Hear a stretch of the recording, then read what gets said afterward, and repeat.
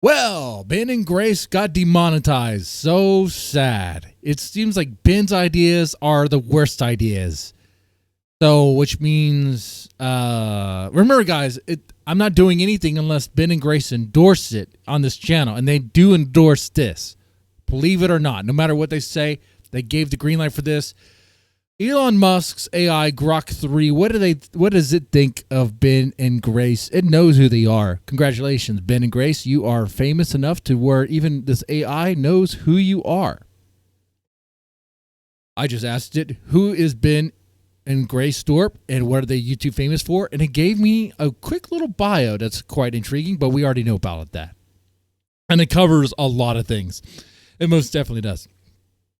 Now, I just asked it, from what you can gather, is Ben holding Grace back? And let me just say, it looks like even an AI can figure out that, yes, Grace, Ben is holding you back.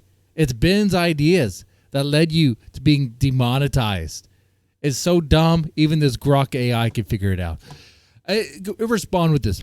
Based on available information and online discussions, there's evidence to suggest that Ben Thorp's influence might be hindering Grace's potential for independent success.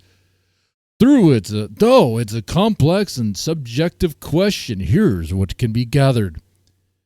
Ben and Grace operate as a unit on platforms like YouTube and X, and their content and public personas deeply intertwine. Grace, now in her early 20s, has shown capability in engaging audiences through debates, live streams, and social media interactions, demonstrating a level of charisma and articulateness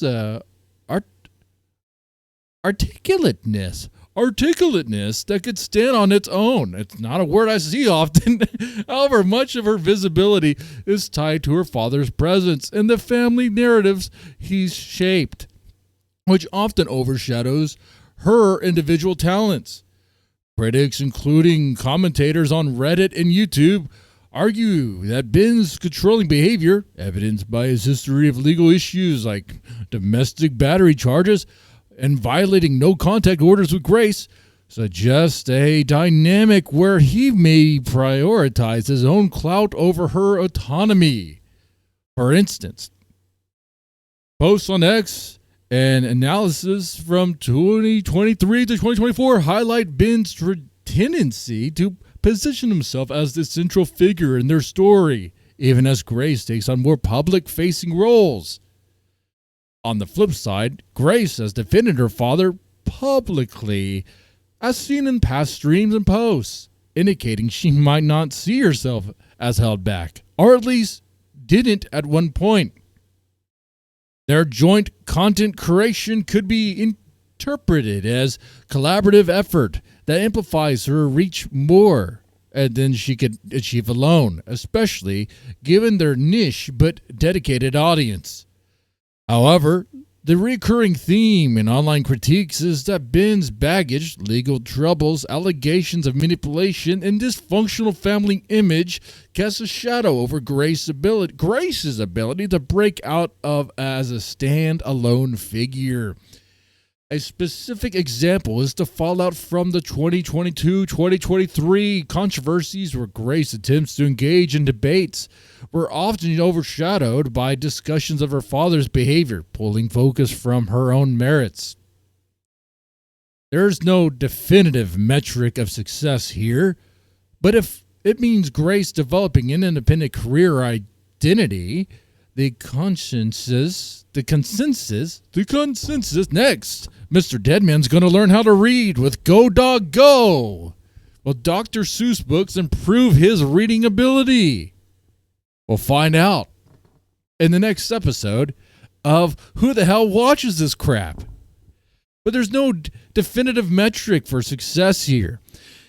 But if it means Grace developing an independent career or identity, the consensus from observers, YouTube breakdowns of videos of Mr. Deadman, that's not happening, and X threats from 2024 leans toward Ben being a limiting factor.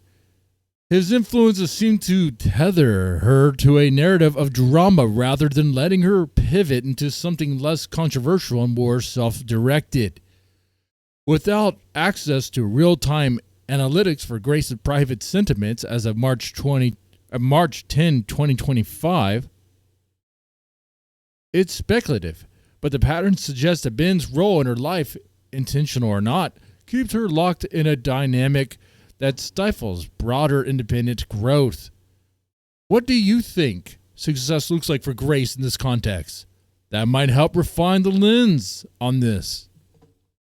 So yes, Ben and Grace, even an AI could see that, Ben, you do hold Grace back. But we all know that. But like I said, I pretty much sold this channel to Ben and Grace. They're now my producer. They could do whatever except actually be on this channel because our time would never work together. It would never work, could never sync because I work for a living. And when I get off, they're done with their day job of begging on the internet. Which maybe one day will be my job again. So I'll have to shove these beggars out of my way to get my money. Oh, yeah. If I ever go jobless again, we're going to bum fights on the stream. Yeah. Be good. I like that idea. I like that idea a lot. YouTube bum fights. Let's do that. YouTube bum fights. Anyway, that's all I have here. You made it this far in a Mr. Deadman video. You get a trophy. The trophy is this fist going up your ass. Yeah, take that. Take that. Metaphorically? No, I mean literally.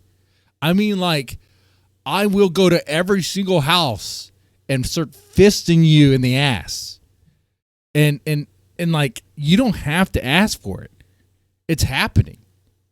And this is so real. I'm going to go to every single house. I'm like the Santa Claus of ass fisting over here. Okay. Woo! I'm the Santa Claus ass fisting over here. Ass fisting. What is that? So weird. Ass fisting. Oh, I'm the... This is so goofy. Ass fisting. I'm the Santa Claus of ass fisting. I'm going to each and every single one of your houses to fist you right in the ass. Chicken. Oh, yeah. Anyway. Probably going to crop all this part out if I get the yellow dollar side. If not, it's staying in there, baby. Staying in there. Woo! That's pretty much it. I'm hyped. I haven't done one of these videos in a while. And, yeah.